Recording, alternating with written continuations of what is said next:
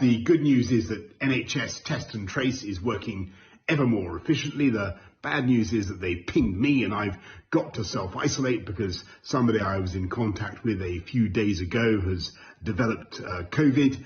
And it doesn't matter that we were all doing social distancing. It doesn't matter that I'm fit as a butcher's dog, feel great. So many people do in my circumstances. And actually, it doesn't matter that I've had the disease and I'm bursting with antibodies. We've got to interrupt the spread of the disease, and one of the ways we can do that now is by self-isolating for 14 days when you get contacted by NHS Test and Trace. And I do it with a high heart, full of optimism and confidence, because don't forget, we not only have this technique for interrupting the transmission of COVID, but we also now have two gigantic boxing gloves with which to wallop our foe into submission. Can we just stop it, honestly? I can't listen to any more of it. Bubbling, blathering full. Mira's Kevin Maguire and Isabel Oakeshott join us. First question for Isabel. Why can't he ever be serious about anything? Why in the middle of the most serious year most of us have ever experienced, with a death toll over 50,000, why can't the Prime Minister ever show that this is a very serious thing, rather than just a chance to be a jolly old blusterer? Well, that's Boris, isn't it? And actually, I was rather cheered up to see Boris back to the old Boris that some of us in isolation from COVID. Really? How does that cheer anybody up?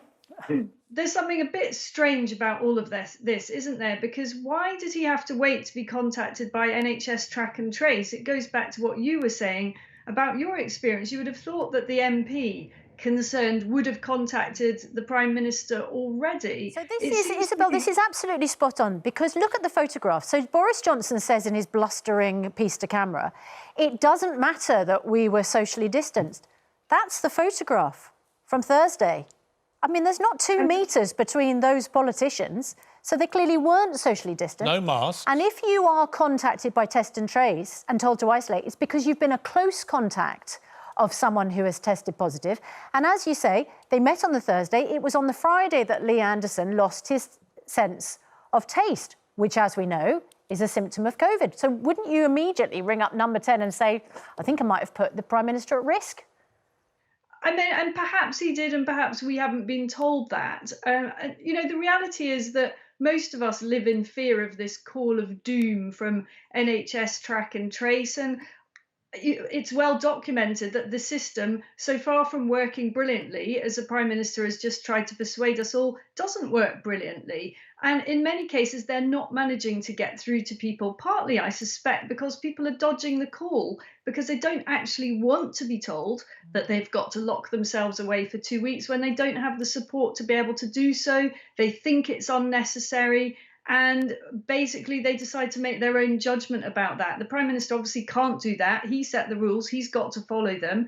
Now he's setting us all an example and trying to make us feel good about it. I don't feel good about it. His bluster is lost on me, but at least he sounds as if he's with us and he's on top of things, and at least he's following the rules, not heading off to Barnard Castle. I mean, Kevin Maguire, there's an very good point. Well, I was about to say there's an irony, isn't there, that they're finally following the rules with the exit of Dominic Cummings, this kind of evil Svengali figure who's had his grip on Downing Street all year, has finally gone along with his little henchman, Lee Kane. They were the ones responsible for the government boycott on Good Morning Britain, which has now been lifted, coincidentally, within hours of these two leaving the building. I think they've been, the pair of them, an extremely incompetent and malevolent influence on Downing Street. I think that Kane has been responsible for the appalling mixed messaging that's been going on, which has led to complete confusion. His job was to communicate. He's failed. And Cummings, more seriously, with his antics with Barnard Castle and the lying about testing his eyesight and so on, he shattered public confidence. We know this from the polls. He shattered public confidence in the lockdown, and the government has never really wrestled it back. No, what is it about Lee? Is it first Lee Kane and now Lee Anderson, the MP? I want to know who else Lee Anderson met in Downing Street. Are they self-isolating? What about other Conservative MPs in the House of Commons? Are they self-isolating now? Why he's in Downing Street.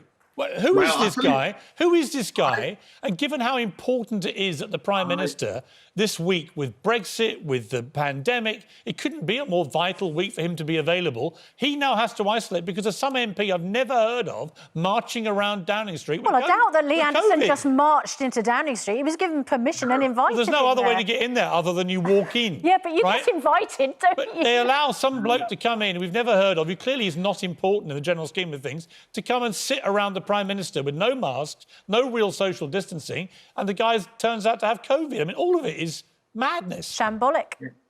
The reason he was in Downing Street and Johnson was meeting him is because Johnson's position is very weak with his own backbenchers, his own MPs, who are very critical of his performance, in part because he allowed Lee Kane and Dominic Cummings to run the show for so long and run it so disastrously. And this is where the Prime Minister's own judgment is called into question.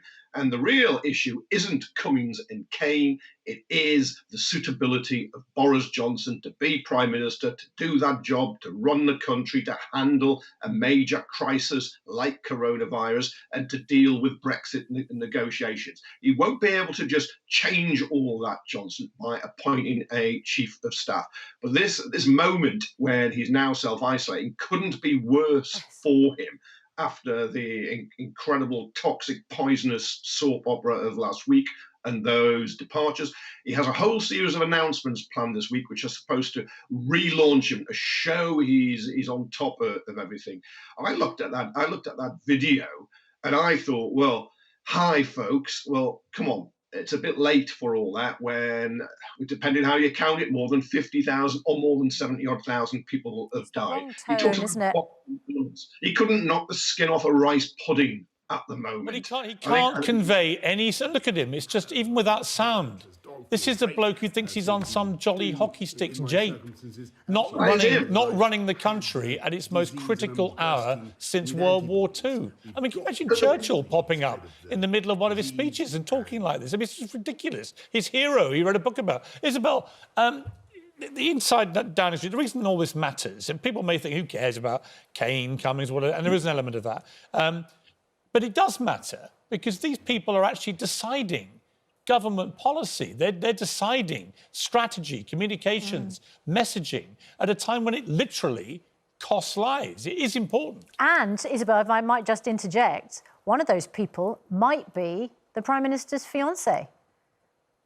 Yeah, so you're right. This is important. It may feel like it's kind of tittle-tattle and we, those of us that know the personalities, are enjoying all of that. But really what it comes down to is that for the past few months, only a tiny handful of people have been making all these critical decisions. I was trying to think about who else is in the cabinet and realised that really we've only heard from about 3 or 4 other cabinet ministers for the whole period of the pandemic. You know, and by the way, where is the education secretary? Right. Never hear from him anymore. So we're left with 2 or 3 people: Dominic Cummings, Lee Kane, the Prime Minister, Matt Hancock, Rishi Sunak, and pretty much no one else. And perhaps now Carrie Symonds.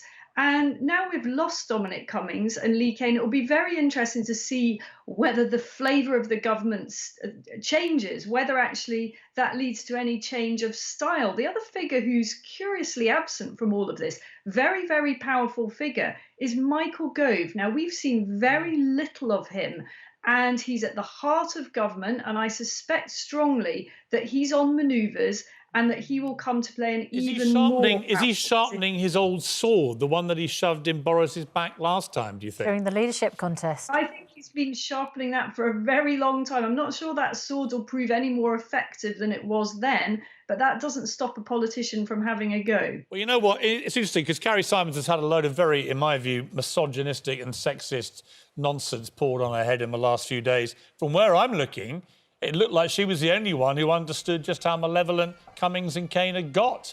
And I think if she is responsible for getting rid of them, well, more power to her. Maybe she should be running the country. The problem is, isn't it, and we've got to leave it here, but the problem is you can reset as many times as you like and you can shuffle the pack below. But in the end, this country has one Prime Minister. And if he's not up for the job, he's not up to the job. And I want less bluster, less blather, less of these jokey videos, and I want to see somebody who understands the gravity of this pandemic at a time when our death toll just passed 50,000 and became the highest death toll in the whole of Europe. That is a shameful statistic which stains this country. I don't want jolly hockey sticks. I want leadership. We've got to leave it there, guys. Thank you both very much Kevin indeed. and Isabel, thank you.